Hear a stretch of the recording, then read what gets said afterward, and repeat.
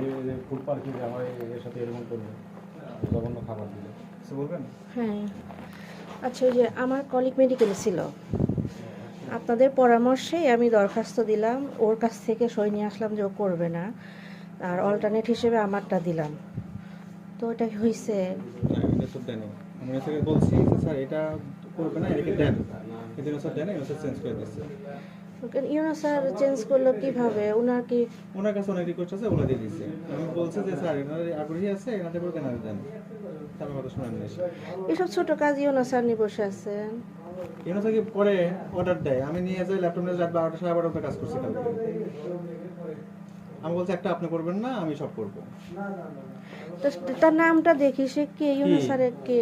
আমার কে? পরিবর্তে কে আমি আসছে? জানি না কত নম্বর সিরিয়াল ছিল আপনার। 512 না 1512? নিয়ে পেলে জানবেন। আচ্ছা, ম্যাডামের আছে কি না